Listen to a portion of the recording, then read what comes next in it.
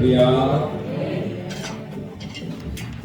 시간도 주께서 말씀으로 여러분 가운데 만나주시는 귀한 은혜 있기를 축복합니다. 우리가 지난 주일에 이어서 오늘 계속 말씀을 전하려고 하는데, 이제 어떻게 거룩하신 하나님을 닮아갈 것인가, 하나님의 말씀을 들어야 된다. 거기에 대해서 오늘 이제 제가 여러분께 이어서 말씀을 전하겠다고 하고 말씀을 마쳤습니다.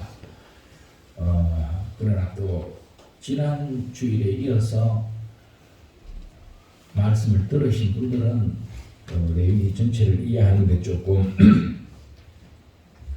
이제 더 잘 이해를 할 수 있겠지만은, 또 중간에 들으시는 분들은 레위기의 말씀이 무엇을 말씀하시는지 잠깐만 다시 한번 우리가 정리를 하면은, 레위기는 우리 죄인된 인간이 하나님 앞에 어떻게 나아갈 것인가, 하나님 앞에 우리가 다 나가기를 원하는데 그 길이 막혀 있는데, 죄인된 인간에게 그 길은 무엇으로 나간다고 그랬습니까?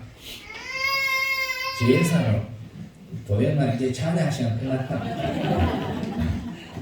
하나님 앞에 제사로 우리가 나가야 된다. 그 길을 하나님이 열어놓으셨다는데, 하나님께 나오는 길은 막 그냥 나올 수가 없다는 게, 죄인된 인간이 제사라는 방법은 반드시 제물이 있어야 되고, 희생 제물이, 그리고 죄인과 하나님 사이에 그 제사를 집례하는 이 제사장이 있어야 된다. 중보자가. 그래서 제사장을 통해서 제사라는 방법을 가지고 하나님 앞에 나오도록 하나님 그 길을 열어주신 것이 레위기의 말씀입니다. 1장부터 17장까지 내용이 그런 데 대한 내용이고, 그 다음에 하나님 앞에 나온 주의 백성이 하나님과 동행하는 삶에 대해서 이제 그 뒤에 말씀을 크게 나오면은, 어떻게 우리가 하나님의 백성으로서 하나님과 함께 살아갈 것인가, 여기에 대한 말씀을 주시는데, 오늘 19장의 말씀은 하나님께서 이렇게 우리에게 명령해 주셨습니다. 너희는 거룩해라. 나 여호와가 거룩하다. 그러니까 하나님의 백성 된 우리도 당연히 거룩해야 된다는 것입니다. 그래서 거룩이라는 것은 히브리 말로는 카봇이라고 그러는데, 이게 구별됐다는 겁니다. 막 그냥 뒤섞여서 이것저것 같은 게 아니라 다르다는 겁니다. 여러분, 지금 세상이 시대 말을 종말을 만나서 점점 하나님의 자리에 인간이 자꾸 도전하는 이런 시기가 되지 않습니까? 사람은 기회만 되면은 하나님 자리에 자기들이 그 자리에 올라가고, 그래서 인권이 자꾸 존중되다 보니까 하나님의 어떤 권위, 하나님의 영광, 이거는 참 이게 이제 세상에서 우리 그리스도인들은 끝까지 구별된 하나님, 거룩하신 하나님, 홀로 창조주이시고 홀로 원자이신 이 하나님을 높이고 예배하고 섬겨야 줄 믿습니다. 그런데 세상은요, 지금 자꾸 어떤 쪽으로 흘러가냐면 종교다원주의 쪽으로, 종교라는 거 뭐 기독교만 유별나게 무슨 국이 구원이 있다고 그렇게 주장하는 게 옳나? 그게 맞나? 맞습니까? 틀렸습니까? 성경이 하나님의 말씀이 그렇다고 하니까 우리는 그걸 믿고 주장할 사람의 말이 아니잖아요. 사람은 합리적으로 생각합니다. 왜 기독교만 세상에 있는 종교가 아니고 다른 종교도 분명히 세계의 뭐 3대 종교를 치면은 기독교, 불교, 이슬람교, 그렇지 않냐? 그 종교를 믿는 사람들도 인구가 얼마나 많은데 왜 기독교만 유별나게 구원이 기독교에만 있다 그러고 다른 종교에는 구원이 없다고 그렇게 무시하냐? 그래서 세상에 이 하나님의 말씀을 제대로 알지 못하는 사람은 그 말 들으면 맞죠. 다 종교라는 것은 구원의 길을 찾고자, 또 세상에 착하게 살고 또 세상을 이롭게 만들고 그러한 목적으로 있는 거 아니냐? 그러면은 함께해서 그렇게 나가는 것이 옳지, 무슨 기독교만 유별하게 지금 세상은 그렇게 가고 있고 거기에 동조하는 많은 사람들이 탈기독교 현상이 일어나서 지금 막 유럽의 기독교는 지금 엉망진창이 돼가고 있죠. 뭐 교회가 텅텅 비고 비는 게 아니라 교회가 매각돼서 술집으로 카바레로 뭐 그냥 그렇게 달려나가고 이런 현실이 지금 이 시대에 일어나고 있는 현실이라는 겁니다. 그러니 이런 때에 성경은 하나님은 그들 온갖 세상의 다른 신들 우상 뭐 헛된 이런 신들과 같은 하나님이 아니라는 겁니다. 하나님은 온 세상 만물을 창조하신 창조주시고 이 세상을 주관하시는 주관자시고 세상을 심판하시는 심판주이신 그런 구별된 분이시라는 것을 우리가 믿어야 됩니다. 우리는 지금 그 하나님을 예배하고 있는 겁니다. 구별되신 하나님이십니다. 같은 입장에 있는 분이 아니라는 거예요. 그래서 오늘 19장 4절에도 헛된 것, 부어 만든 신상들 그것하고 하나님 다르다는 것입니다. 하나님은 그렇게 사람의 손으로 만들어서 존재하는 신이 아니라 모든 것을 있게 하신 창조주이심을 우리는 믿습니다. 예, 그 하나님께서 이제 우리를 택하여 부르셨고 또 우리를 주의 백성 삼으셨고 우리를 자녀 삼아 주셨습니다. 그래서 하나님의 자녀된 우리는 하나님 아버지를 닮아가야 되는데 하나님 아버지의 무엇을 닮아야 되느냐? 거룩하신 하나님의 품성이 사랑과 뭐라고 그랬습니까? 공의의 하나님이시다.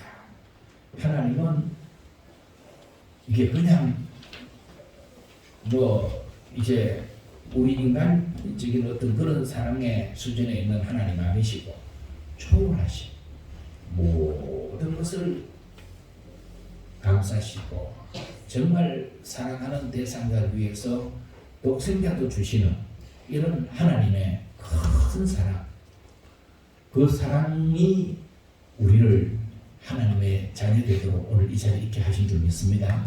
예수님 없이 우리가 이 자리에 어떻게 나와서 예배하며 하나님을 아버지라고 부르겠습니까? 그런데 하나님은 모든 것을 용납하시는 사랑의 하나님만이신 것이 아니고 공의의 하나님이시다. 이게 사랑이 공의를 저버리면은 공의 없는 사랑은 결국은 어디로 흘러간다고요? 방향이 없기 때문에 그냥 되는 대로 딱 나가는 겁니다. 그거는 사랑이 아니고 마침내 결과는 그것이 모든 망치는. 그래서 정말 사랑한다면은 방향을 바로 잡아줘야 됩니다. 이거 옳지 않다. 이건 이 길로 가야 된다. 자녀들을 사랑하면은 자녀들에게 옳고 그름에 대해서 어릴 때부터 좋다고 무조건 하는 대로 네 좋으면 다 해라 이게 아니고 그건 안 된다. 안 되는 거는 왜 안 되는지 이유를 분명히 얘기해주고 거기에 대해서 뭔가 안 되면은 어떻게든지 나쁜 버릇은 고쳐서 바른 길로 가도록 만들어주는 게 사랑이라는 거예요. 그게 공의가 있어야 그렇게 하나님은 공의의 하나님이시기 때문에 독생자 예수님을 또 십자가에 죽게 하셨습니다. 죄인 된 인간의 죄를 대신해서 누군가가 죽어야 되기 때문에 그렇지 않습니까? 죄의 삭은 사망이다. 아담이 선악과를 따먹을 때 너 정령 죽으리라. 그래서 공의의 하나님의 말씀대로 죽는 겁니다. 하나님은 그 품성이 이렇게 사랑과 공의의 하나님이시다. 그래서 우리도 이 사랑과 공의 이것을 우리가 우리 안에 이루어가고자 그렇게 우리가 하나님을 예배하면서 성경을 또 통하여서 그렇게 말씀을 통하여서 이 하나님의 품성이 우리 안에 나의 품성이 되도록 이게 하루아침에 되는 게 아니잖아요. 하루아침에 뭐 은혜 한 번 받았다고 해결되는 문제가 아니라는 겁니다. 그래서 교회 안에서는 조금 성숙된 성도들은 아주 금방 막 교회 와서 형편없는 짓 하고 있는 성도들 그대로 집에 가지고 뭐가 되냐 그런 생각은 안 돼요. 기다려줘야 돼요.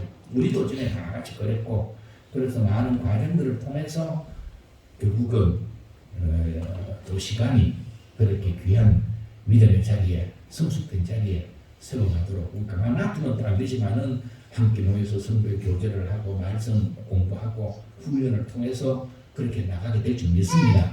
이런 것이 필요하다는 거예요. 그래서 우리는 절대로 우리가 하지 말아야 될 것은 심판의 자리에 우리가 막 서서 누구를 막 자기를 돌아봐야 되는데 누구를 막 정죄하고 막 그렇게 판단하고 이거는 좋은 그리스도인의 삶은 아니에요. 하기 때문에 그런 것은 우리가 버리고 어떻게든지 그럴 수도 있다.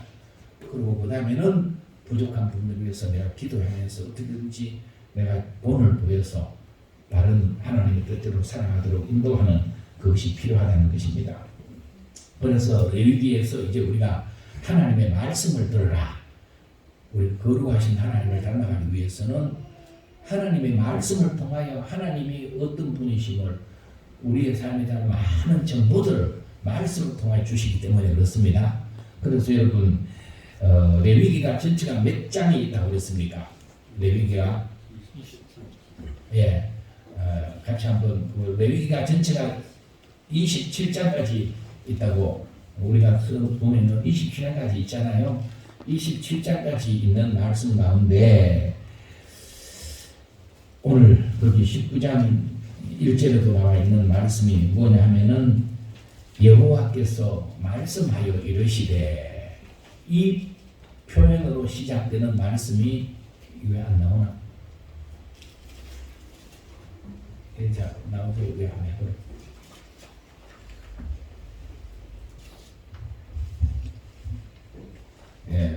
이 표현으로 시작되는 말씀이 27장 중에 무려 20장이 7장 빼놓고 20장이 이게 내가 만드는 것대로 안 나오고 이상하게 나오네.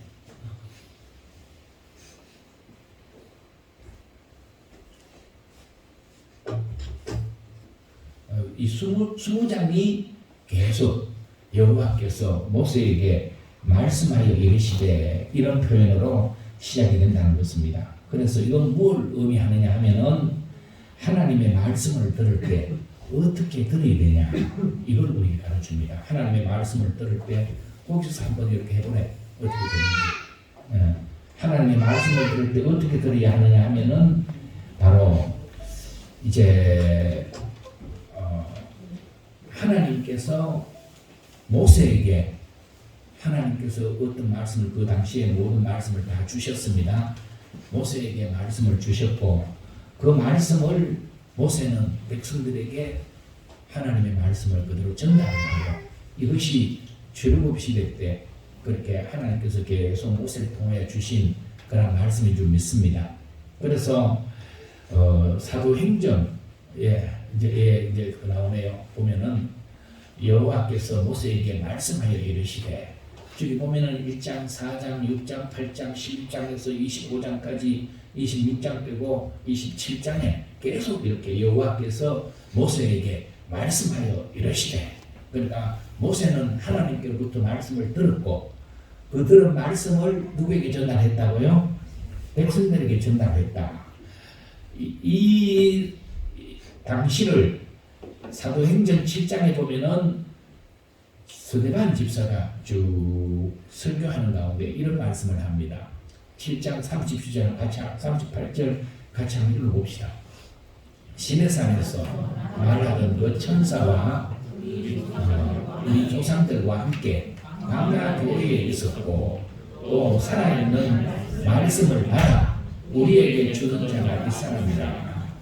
무슨 말씀을 하냐면은 그 당시에 이스라엘 백성들과 함께 쭉 나아가던 그 이스라엘 공동체를 사도행전에서는 광야 교회라 이렇게 말씀을 광야 교회, 광야 교회, 광야 교회라고 말씀하면서 광야 교회의 말씀 체계가 하나님께서 모세를 통하여 말씀하여 주셨고 주셨고 그 말씀을 백성에게 전달했다. 이 말씀을 그렇게 하고 있는 것입니다. 그래서 오늘의 교회에 있어서 텐도 마찬가지입니다. 오늘 교회도 하나님의 말씀이 누구를 통해 선포되느냐 하면은 누구를 통해 여러분께 선포가 됩니까? 세우신 설교자를 통해서 하나님의 말씀이 전달이 됩니다. 아멘. 네, 그렇죠. 물론 오늘도 성경을 우리가 다 가지고 있으면 성경을 통하여 내가 성경을 읽고 성경 말씀을 묵상하고 그럴 수가 있습니다. 그렇지만은 이제 성도들은 전문적으로 뭐 여러분들이 하시라고 해서 이 말씀을 읽으면서 그렇게 하는 입장은 아니고 그냥 그 말씀을 우리가 읽고 이 말씀이 사실인가 확인하고 말씀의 인도를 따라 살려고 말씀을 읽고 하는데 중요한 말씀은 우리 예배 때도 세우신 설교사를 통하여서 그날에 또 그때 필요한 말씀들을 하나님은 성도에게 전해주신다는 말씀입니다. 그래서 설교자는 언제나 하나님께서 우리 성도들에게 무슨 말씀을 하시기를 원하시는지 거기에 대해서 늘 귀 기울여서 말씀을 통하여 하나님 말씀하시는 그 말씀에 관심을 가지고 귀를 기울여야 되고 또 여러분들은 교회 나올 때 그냥 오늘 또 교회 나갔다 왔다 오늘 또 예배에 도장 찍었다 이 수준으로 교회가 나오면 안 된다는 거예요. 뭐 무슨 교회에 도장 찍으러 나온 게 아니지 않습니까? 그러니 오늘 또 하나님께서 세우신 설교자를 통해서 내게 무슨 말씀을 주실 것인가 어떤 말씀을 주시는지 말씀을 갈망함 사모하면서 또 이제 뭔가 내 삶의 문제에 대해서 어떤 말씀을 주시면은 그 말씀 따라 살아갈 수 있도록 어떤 지침도 분명히 주실 것이다. 이런 믿음을 가지고 그렇게 하나님의 말씀을 들어야 돼요. 그러니까 이 시간 말씀 듣는 것이 굉장히 중요한 시간이라는 것입니다. 선포되는 말씀에 귀를 기울이고 관심을 가져야 되는데 오늘 이 시대가 많은 것을 우리가 누리고 과거에 정말 경험하지 못했던 그런 시대를 우리가 살아가고 있지만 오늘 이 시대 부족함이 없는 가운데서도 한편으로는 굉장히 불행한 시대가 된 것이 이게 어떤 면에서 불행한 시대이냐 하면은 성도들이 이제 그 어떤 세우신 목자에 대한 그런 영적 권위를 별로 인정하지 않는 그저 목사도 뭐 우리와 같이 세상 살아가는 가운데 한 직업군에 속한 그냥 사람이니까 그냥 직장인 대하듯이 그냥 그렇게 생각하면서 그러니 결국 그렇게 생각하는 가운데서 이제 말씀이 들려지는 것은 그냥 목사니까 예배 시간에 설교해야 되는 거고 우리는 그냥 그 말씀 들어주고 이 수준으로 있으면은 하나님께서 내게 주시는 말씀이 들리지를 않는다는 것입니다.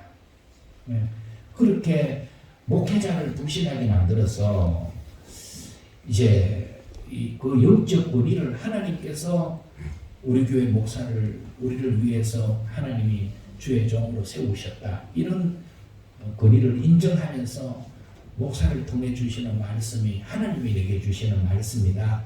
이런 말씀으로 듣는 사람하고 그냥 목사도 일반 직장인의 한 사람이고 그래서 예배를 인도할 때 목사가 그냥 거기 설교하고 그렇게 듣는 것은 아주 틀린단 말이죠. 그러니까 목사의 권위를 인정을 잘하지 않고 그냥 오늘 이 시대가 불신하는 뭐 그런 게 목사들에게 책임도 있어요. 워낙 목사들 중에서 이제 성도들도 이래저래 많이 막 속이는 죄가 많고 또 많이 쏟다 보니까 이게 또 저거 세상에 여러분 많은 목사들이 있지만은 목사들 중에서는 그런 목사들도 있다는 겁니다. 그렇다고 모든 목사가 다 속이는 자고 모든 목사가 다 그렇게 무슨 목사에게 다 속고 그런 건 아니라는 거예요. 분별이 필요한 것입니다. 그렇죠? 이게 굉장히 중요한 오늘 이 시대가 우리가 힘들고 어려운 것이 이전에는 그냥 한 길로 인도한 따라가면 됐는데 지금은 워낙 이게 거짓된 것이 많고 하니까 그 가운데서 우리 참이 무엇인지 바른 길이 무엇인지 분별해서 가야 되기 때문에 그것을 우리가 이제 그렇다고 나 이것도 싫어 그러고 막 그런 쪽으로 내팽개 칠 수도 없는 것 아니겠습니까? 사탄이 이 생명의 말씀이 전달되는 체계를 무너뜨리기 위해서 온갖 방법으로 목회자에 대해서 불신하게 만들어요. 그것만 목회자에 대한 불신만 되면은 무슨 말씀을 해도 잘 안 듣거든요. 그러니까 이 신앙 문제 같은데 고민이 있으면은 누구하고 의논해야 되겠습니까?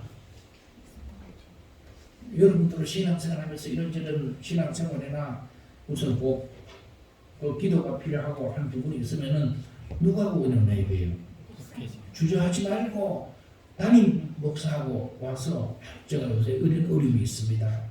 이런 의문점이 생겼습니다. 이런 문제가 있습니다. 의논하고 기도를 부탁하고 그렇게 문제를 풀어나가야 되지 않습니까?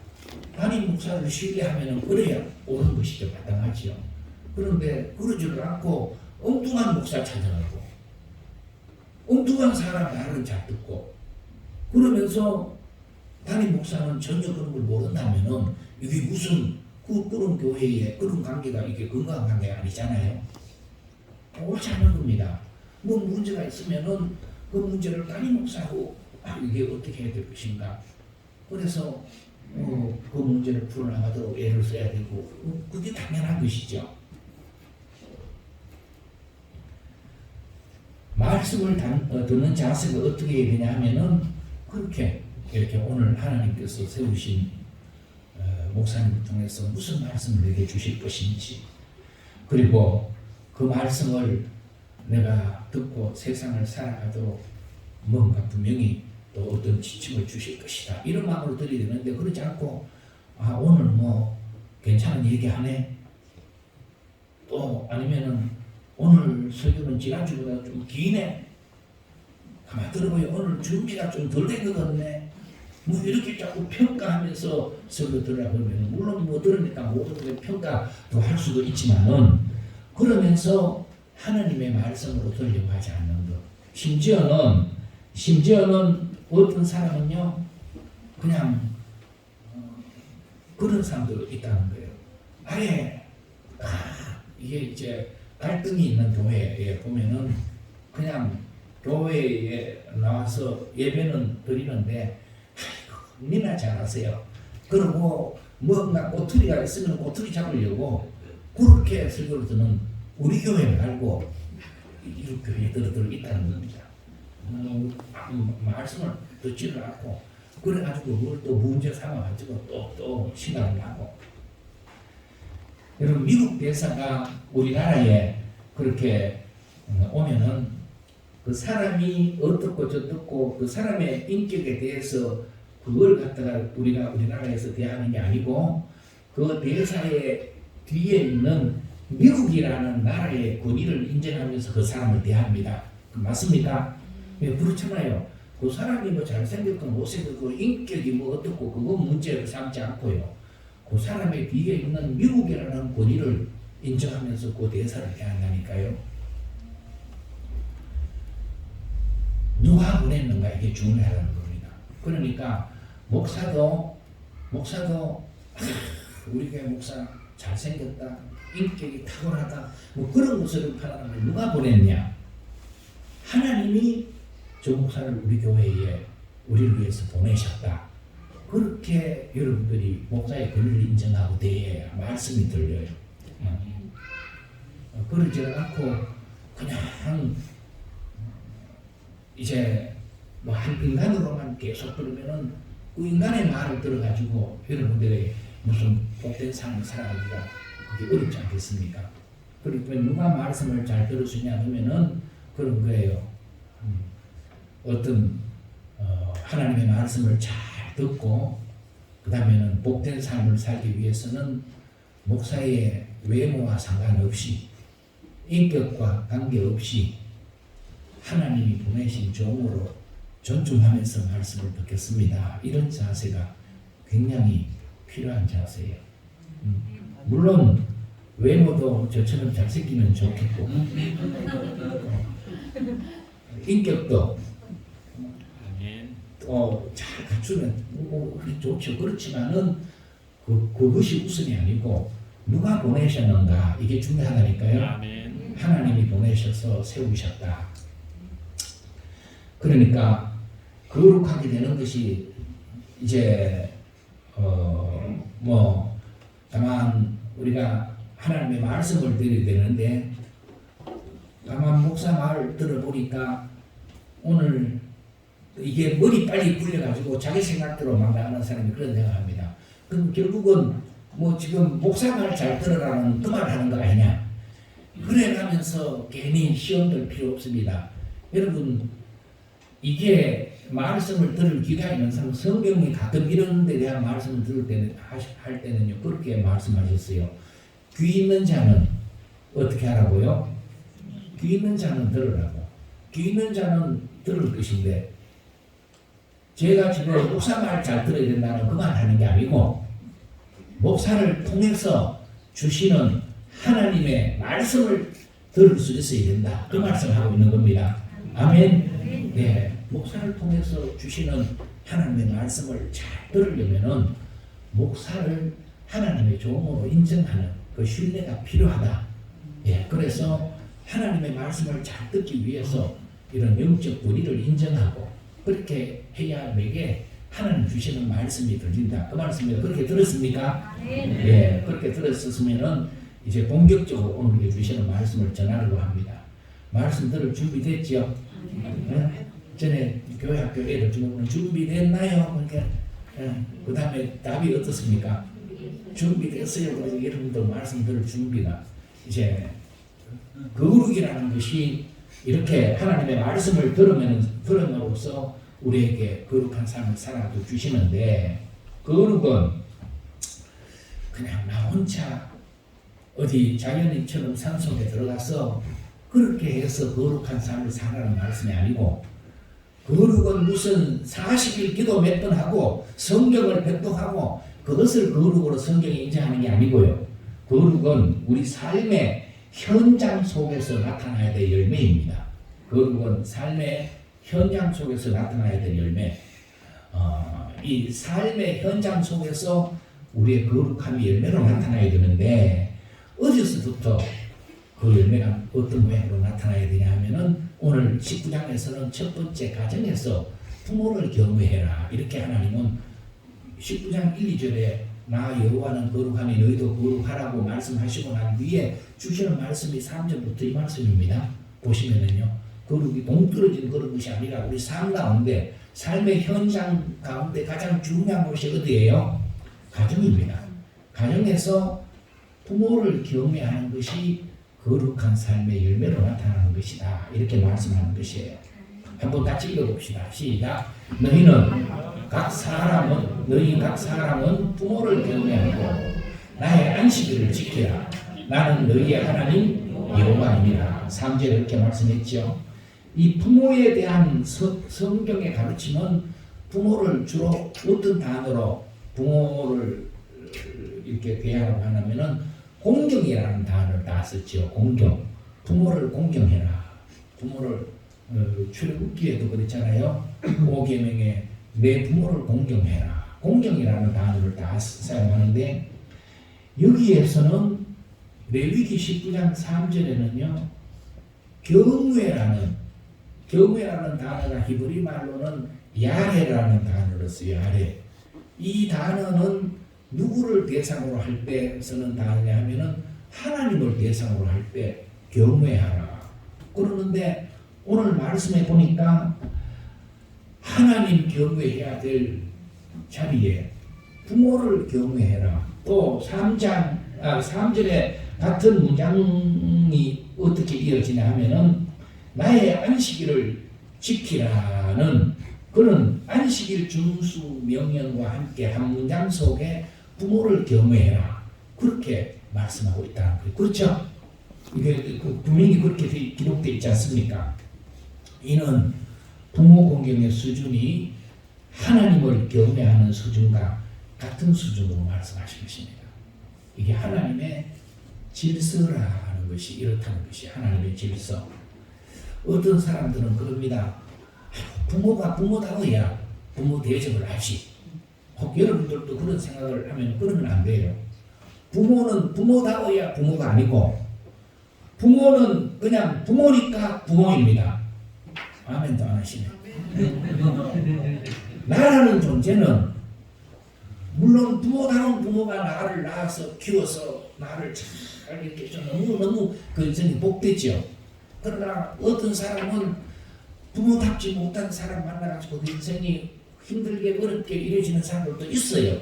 그렇지만 나라는 존재가 있게 되기까지는 그 부모를 통해서 내가 있다는 것, 이게 하나님께서 결국은 모든 것을 있게 하신 분이 하나님이신데, 하나님은 모든 것을 있게 하신 가운데 부모를 통해서 나를 있게 하셨다. 그래서 이런 면에서 하나님께서는 부모의 권위를 하나님의 권위 수준에다 같이 두신 거예요. 이게 하나님의 질서라는 것입니다. 그렇기 때문에 우리는 이 부분을 내 마음에 안 들어도 이게 누구의 말씀입니까? 하나님의 말씀으로 우리 받아서 부모는 하나님의 수준으로 경외해야 하는 것이구나. 그냥 부모이기 때문에 그래야 내 삶이 망가지지 않고 내가 복된 자리에 설 수 있어요. 이건 여러분 창세기 1장에서 이런 얘기 잘 아시잖아요. 노아가 방주에서 나와서 포도농사해서 포도주 만들어가지고 그날 좀 땡기길래 좀 많이 마시고 그나마 포도주에 취해가지고 벌거벗고 그냥 누워서 술 취한 그런 말씀 나오지 않습니까? 그걸 누가 보고 마구 이제 좀 부모의 권위를 땅에 떨어지게 만들어내면은 하함이 그걸 보고, 여러분 이거 도덕적인 수준으로 윤리적인 수준으로 이 말씀 이해하면 이해가 안 돼요. 잘못은 누가 했어요? 잘못은 노아가 술 먹고 옷 벗고 뭐 그렇게 잘못해놓고, 저주는 누가 받아요? 저주는 하함이 받아요. 그 노아의 수치를 뒷걸음질에 가서 이제 옷으로 덮어준 셈과 야벳은 복을 받아요. 그렇잖아요. 그러니 결국은 그 행동이 무엇을 그게 보여주냐 하면은 셈과 야벳은 부모의 권위를 그렇게 인정하고 부모를 공경한 자리에 있었다면은 하함은 그걸 무시했어요. 제 아버지라고 저게 저래가지고 추태를 부르고 있네 이러면서 부모 권위를 인정하지 않았다는 것 아니겠습니까? 이거는 윤리 문제로 이해하면 이해가 안 되지만 권위 문제로 이해하면 금방 이해가 돼요. 그렇잖아요. 그리고 하나님은 이렇게 부모의 권위를 이렇게 하나님은 하나님의 수준으로 세워주시고, 이 부모를 경외하는 사람이 거룩한 사람이고, 거룩한 사람은 결국 하나님의 복된 자리에 세워지는 그런 사람이 될 줄 믿습니다. 그리고 그 다음에 우리는 예배의 현장에서 거룩함을 이루어가야 되는데, 5절 말씀을 같이 한번 읽어봅시다. 이 5절 말씀 시작. 너희는 화목제물을 여호와께 드릴 때에 기쁘게 받으시도록 드리고 그랬습니다. 자, 우리는 이제 가정에서 가정생활하고 교회에서 하나님 앞에 예배 생활하고 하는데, 예배는 하나님이 기쁘게 받으시도록 예배가 드려지지 아니하면은 그 예배는 헛예배가 돼요. 자, 제가 지난주에 그런 얘기했잖아요. 선물은 주는 사람이 좋아해야 되냐, 받는 사람이 좋아하는 것을 주는 게 좋은 선물인가, 주는 사람이 자기 좋아하는 걸 주는 게 선물인가.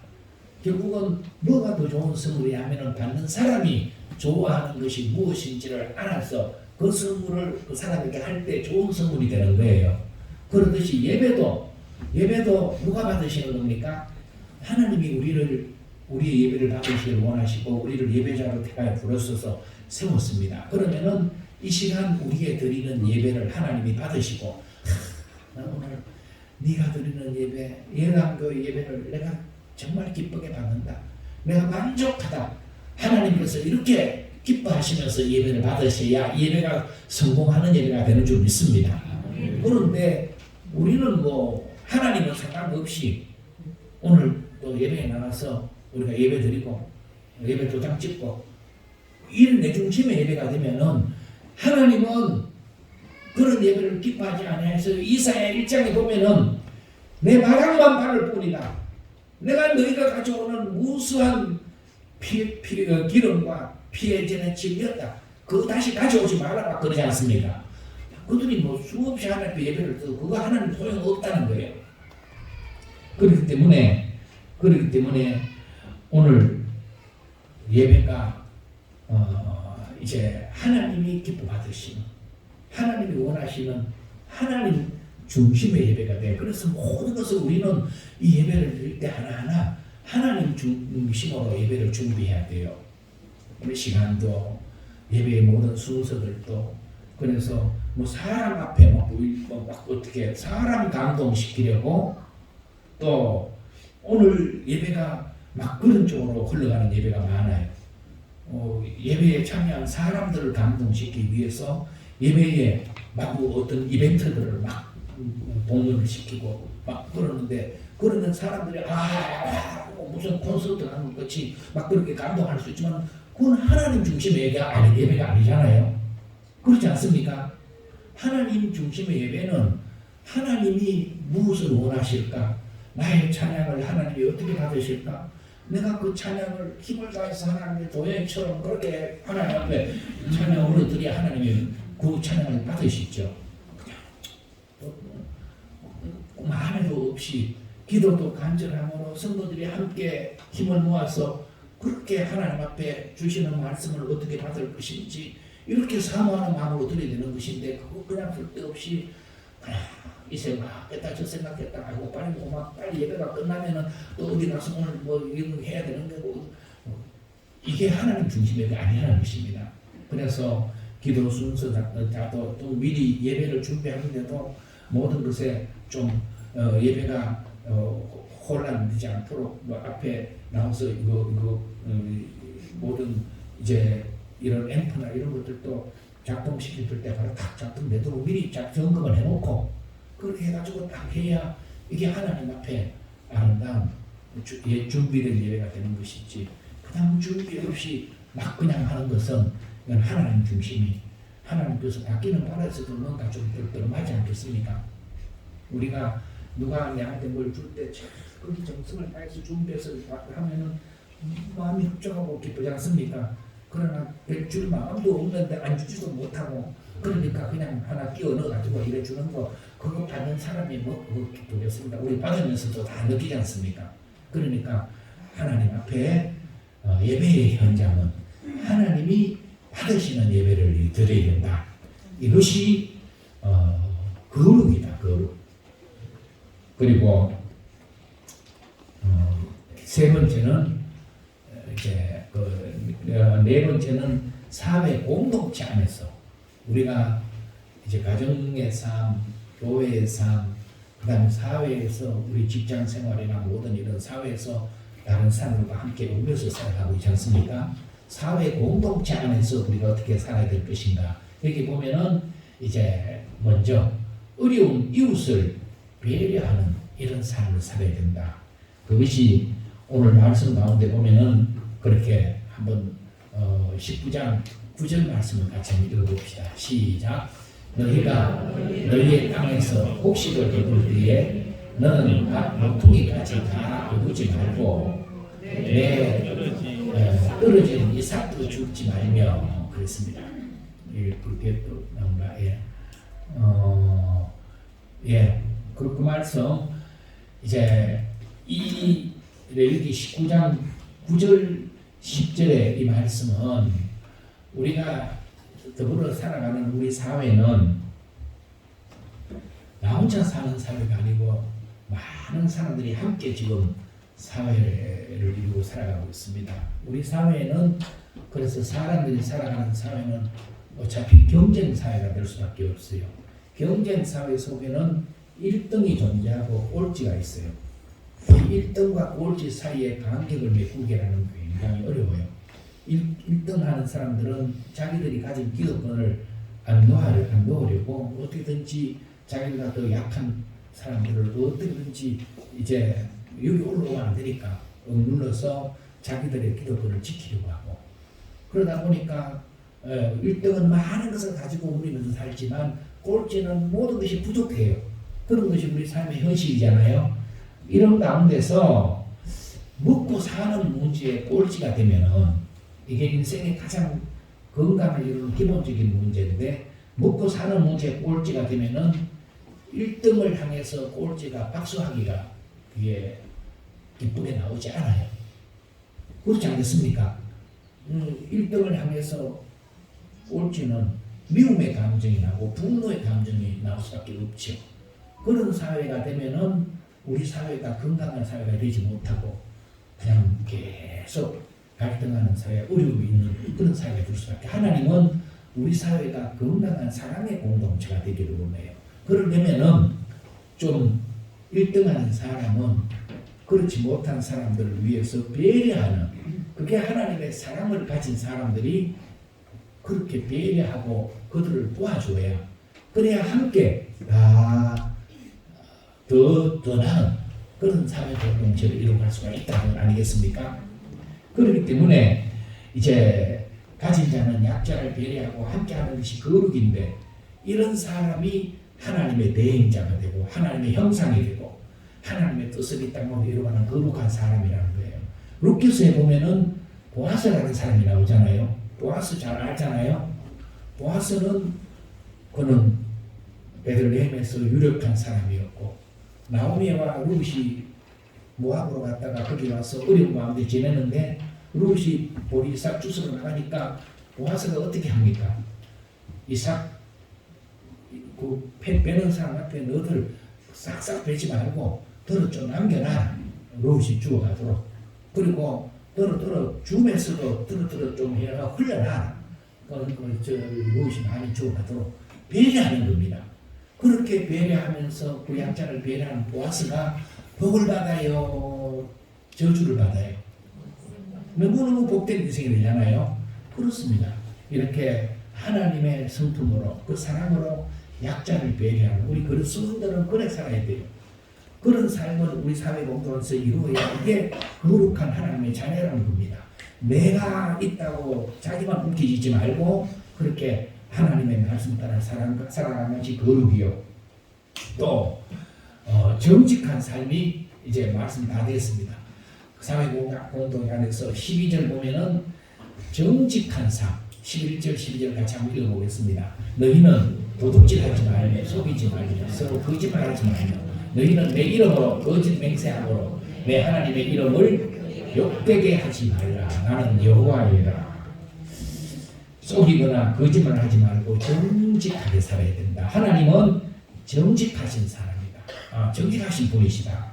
거짓을 앞세우고 속이면은 그 사회는요 신뢰가 무너져요. 우리가 사람과 관계할 때 나는 믿고 다 그렇게 나가는데 그 사람은 이제 속이려고, 그러면 한 번 속지 두 번 다시 안 속지 않습니까?